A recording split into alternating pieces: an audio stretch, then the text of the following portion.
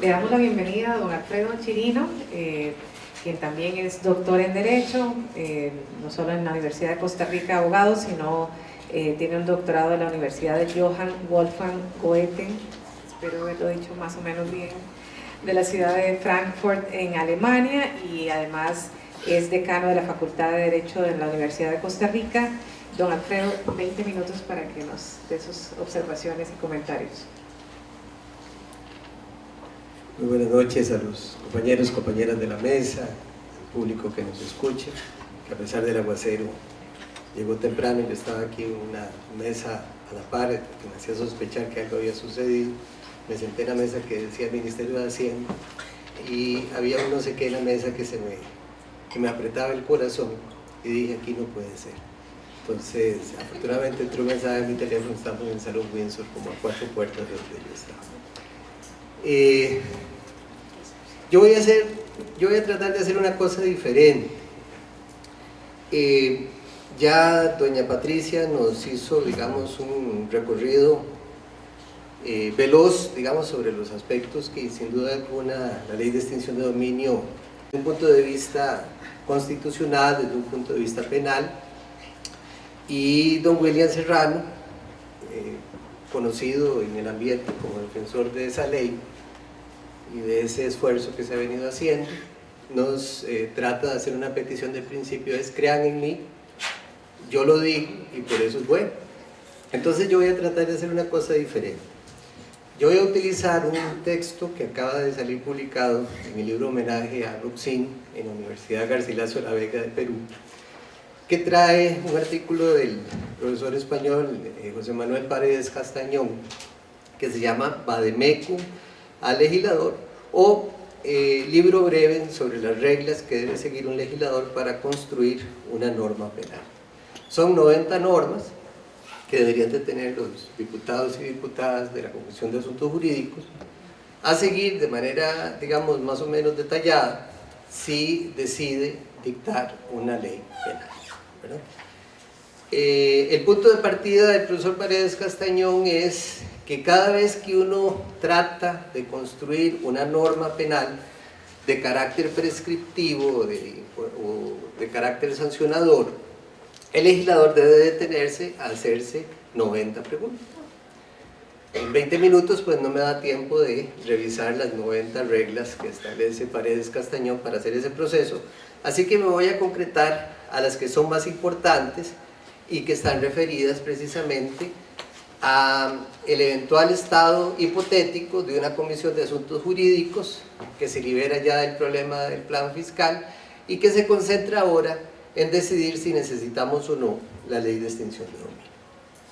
El profesor Paredes Castañón comienza su reflexión diciendo: para que una decisión normativa para la construcción de una norma con carácter prescriptivo pueda ser incluida en el ordenamiento jurídico, debe de plantearse en primer lugar la cuestión desde el punto de vista deóntico, es si es éticamente razonable disponer a incluir en el ordenamiento jurídico una norma penal que tiene carácter performativo. Las normas de carácter performativo son aquellas normas que van dirigidas a crear en la persona a la cual va dirigida, vamos a decir, al adresante de estas normas, le va a crear el deseo, la motivación, la preocupación de que tiene que cumplir con aquella normativa porque aquella normativa se inscribe profundamente en sus aspiraciones y en sus deseos en relación con una vida comunitaria. Esa primera cuestión implica que el legislador debe de justificar, ya no desde un punto de vista normativo, sino desde un punto de vista ético, la construcción de esa norma de carácter performativo. En un segundo peldaño, supongamos que la ley, el legislador le ha sido defendida por don William Serrano y le dice: mire, es eficiente, en Colombia acabó con los carteles, cuando llegue a México va a acabar con los carteles mexicanos, y si alguna vez se van a alguna otra parte, acabará con los carteles en esa otra parte, cosa que no ha sucedido a pesar de esa voluntad tan gozosa que tienen aquellos que defienden la ley de extinción de dominio como el garrote definitivo contra el crimen organizado, cosa que no es. Pero supongamos que el legislador se come eso, ese mercadeo de esta norma, y decide, ajá, aquí tengo una norma de carácter performativo. Entonces la primera cuestión que tiene que hacer es un examen de carácter convencional y de derechos humanos, pero por supuesto de derecho penal interno y constitucional. Don William no nos ha convencido de eso. Yo creo que la Sala Constitucional, cuando entró a examinar la ley de crimen organizado, desgraciadamente solo se quedó en la ley de crimen organizado, que es una ley muy peculiar y está para otro día, digamos, su examen más cuidadoso. Digamos que el aspecto más indicativo no es la ley de capital, la parte de capitales emergentes, sino la creación de la plataforma de información policial, que ha generado muchas cosas, entre ellos, ¿cómo le podríamos decir? El fisgoneo a don Keylor Navas, averiguar de dónde, qué hacía cuando venía a Costa Rica, qué había comprado, qué tenía, etc. Ese fisgoneo lo hicieron los propios administradores de esa supuesta plataforma de información para el crimen organizado. Anécdotas aparte, la cuestión sería entonces, si no le hacemos caso a don William y si le entramos a un análisis constitucional. Entonces un análisis de convencionalidad tendría que entrarnos a cuestionar, por ejemplo, ¿por qué esa necesidad de decir que las leyes de extinción de dominio no son penales? Se hacen como pata, caminan como pata, graznan como una pata y vuelan como pata. La conclusión es que puede ser que sean patas, ¿verdad? Entonces, quitémosles el nombre de penales, pero eso sí, dejémoselas al Ministerio Público, a una Fiscalía de Extinción de Dominio. Raro. Pasémosla a una jurisdicción de extinción de dominio con jueces penales, el análisis jurisdiccional. Extraño. Pero, como dice don William, mantengamos la naturaleza de nuestra cultura jurídica y dejemos la casación. ¿En quién? Cuando alguna vez tengamos sala tercera.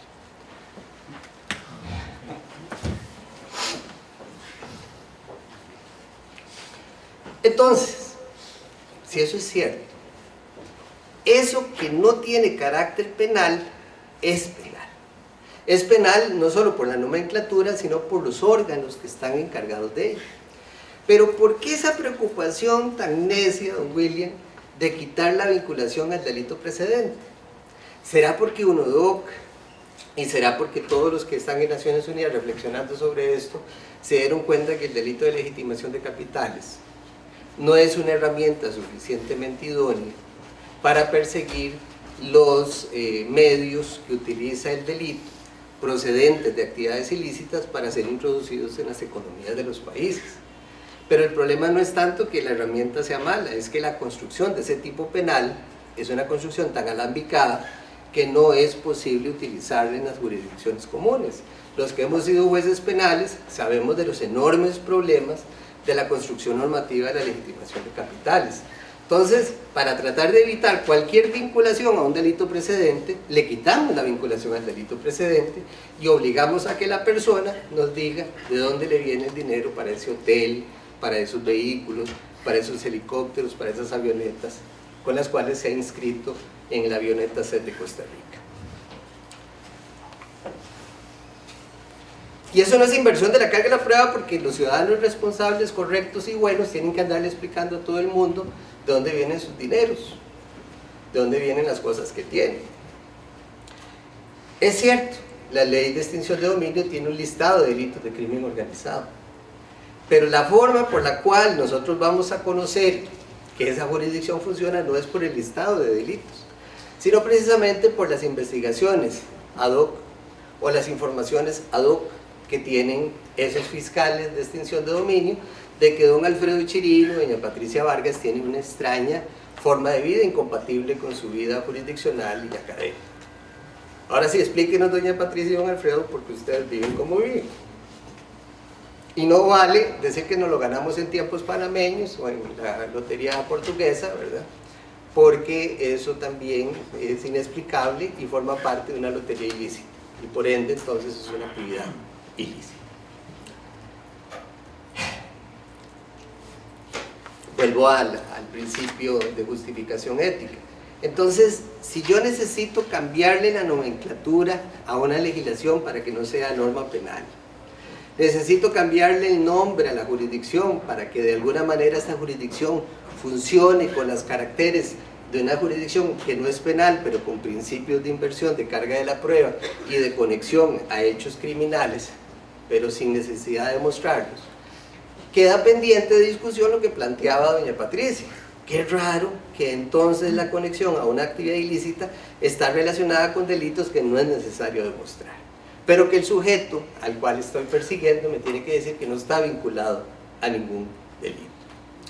Entonces, don William, el problema de constitucionalidad no está en la nomenclatura, no está en la estructura normativa, sino está en lo que la ley pretende en sí misma.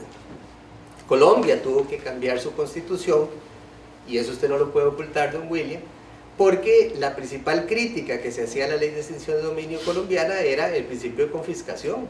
Es que esto que hace el Estado de quitarle los bienes a una persona hasta que demuestra, si lo logra, que sus bienes son lícitos, es una confiscación, porque es una sanción sobre todos los bienes de esa persona. Nosotros tenemos el principio de prohibición de la confiscación y es un principio constitucional igual que lo era en Colombia. Yo no veo cómo vamos a poder superar ese obstáculo si ya Colombia tuvo que enfrentarse a él. Entonces, el mínimo ejercicio de óntico, de demostración de si se respetan o no las garantías constitucionales y legales, esta ley en su proyecto no lo supera. Bajemos un nivel más. Don Paredes Castañón nos dice: superado el análisis de óntico, ético, de convencionalidad de derechos humanos, tenemos que entrarle a los principios en juego. Los principios en juego son principalmente de proporcionalidad, de legalidad penal, no de legalidad administrativa, y el segundo y muy importante de ellos es el principio de prohibición de exceso, que es un principio relacionado al principio de proporcionalidad. ¿Puede una legislación de extinción de dominio demostrar que es necesario? Bueno, las justificaciones que aquí se han dicho, por lo menos en lo que llegué de la presentación de doña Patricia y lo que decía don William, es que es una herramienta poderosa en contra del aumento de capitales, que es una herramienta poderosa para enfrentarse al crimen organizado. Es una herramienta portentosa para que los ciudadanos de manera performativa decidan empezar a explicarle a todo el mundo por qué sus bienes han crecido, sus bienes, y tiene dinero. Y que no sea un simple fisgoneo en lo que significa un aumento importante en la mejora de vida de un determinado ciudadano al cual yo odio y le tengo especial, ¿cómo se llama?, inquina. Hace sospechar esta ley que se excluyen los delitos fiscales. Me sorprende que don William esté tan gozoso de decir que efectivamente es un obstáculo, una cuestión grave de la ley. Sí, los diputados dijeron, de todos estos, ¿cuáles son los más posibles para nosotros? Los delitos fiscales. Y efectivamente se excluye.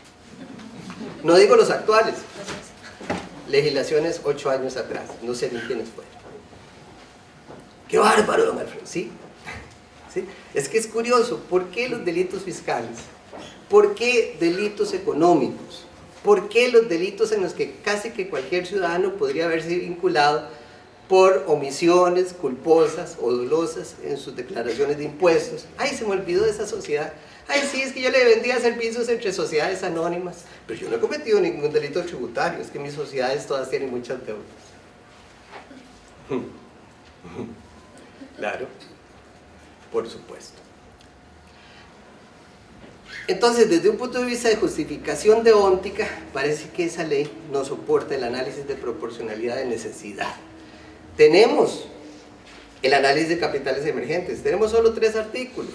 Bueno, eso fue suficiente para que ese taxista que señalaba don William, que llegó a cambiar un cheque por $300,000, que se había ganado en tiempos, hay que jugar tiempos, $300,000, llegó a cambiarlos y le dijeron, pero usted de dónde se obtuvo, jugando tiempos. Pero usted es taxista pirata, sí, pero yo juego tiempos. Hay otros que tienen 300 carros de Uber, yo juego tiempos. Y efectivamente a través de eso fue suficiente para que estas disposiciones, 3 normas de capital emergente, le quitaran los $300.000 al taxista en cuestión. 11 casos están presentes, dice doña Patricia. ¿Por qué no avanzan? Bueno, probablemente es porque los ciudadanos que han sido objeto de esta persecución han logrado demostrar el origen o están tratando de ejercer su defensa. Pero existe una norma, eso hará necesario otra diferente, una jurisdicción completa. Cierto, esta va a generar muchos recursos. En algunos casos que se han visto y que están disponibles en internet, indican que algunos encargados de la administración de bienes, producto de las leyes de extinción de dominio, han sido utilizados para actos ilícitos. No quiero decir que la ley en sí misma procura eso, pero tantos recursos en una administración bastante poco transparente podría generar ese tipo de abusos. Bueno, supongamos que con eso le pagamos a las diferentes, a la jurisdicción de extinción de dominio su existencia, a los jueces, a los fiscales, a los que se encargan de darle estructura a esta ley. ¿No será en el fondo algo, un despropósito? ¿No será tal vez una forma de crear diferencias muy extrañas en las jurisdicciones? No, probablemente por lograr un medio que resulta en cierta forma efectivo para crear, digamos, una condición de diferenciación dentro de la propia función del Poder Judicial. Bueno, ya el tema está planteado. Si dejamos de lado el tema de los salarios y los pluses, que parece materia maldita hoy, pues la saco. Yo estoy en contra de los salarios y los pluses. Bueno, dejemos solo el tema de la independencia judicial. Por ahí probablemente podríamos hacer un análisis de necesidad que probablemente no se compatibilice con los afanes de don William. Principio de proporcionalidad, de idoneidad. ¿Será una ley de extinción de dominio la herramienta definitiva? Cierto, hay muchos países que la han puesto en vigencia, pero la efectividad de ella, a diferencia de lo que hemos visto, de lo que plantea don William, en los casos de estos países no se ha logrado, digamos, una gran efectividad. En el sistema europeo, casualmente es el sistema alemán, el de España, menos, ¿verdad? Pero el sistema alemán tiene una especie de comiso preventivo. Vamos a ver si me explico. Qué raro, un comiso preventivo. Son comisos que se dictan en la fase de investigación, que de manera que si se avanza en la investigación y se logran determinar suficientes razones, en Alemania se trabaja sobre el principio de umbral de sospecha. Si el umbral de sospecha supera un umbral mínimo, esa extinción del dominio queda sujeta a la determinación en sentencia. Se llama comiso ampliado, ¿verdad? Ampliado, pero es en sede penal. Que es en sede penal. Y tiene indudables efectos que podrían ser perfectamente trasladables a la situación del sistema que pretende la extinción de dominio. Mi objetivo es el siguiente, no es decirles a ustedes, miren, estemos en desacuerdo con la ley de extinción de dominio, es una barbaridad, violenta principios constitucionales de una manera tan agresiva que no sirve para nada. Bueno, hoy en día no podemos darnos el lujo simplemente de destruir leyes porque se confrontan con los sistemas constitucionales y no sabemos lo que nuestros órganos de análisis de constitucionalidad van a decir. Mejoraríamos creando estructuras normativas que sean más eficientes. Y desde el principio de idoneidad, creo que hay razones suficientes para pensar que un comiso, diferente al que está en el 110 del Código Penal, que tenga esa naturaleza preventiva, podría ser más efectivo que todo el sistema que incluye esta norma de extinción de dominio. Principio de prohibición de exceso.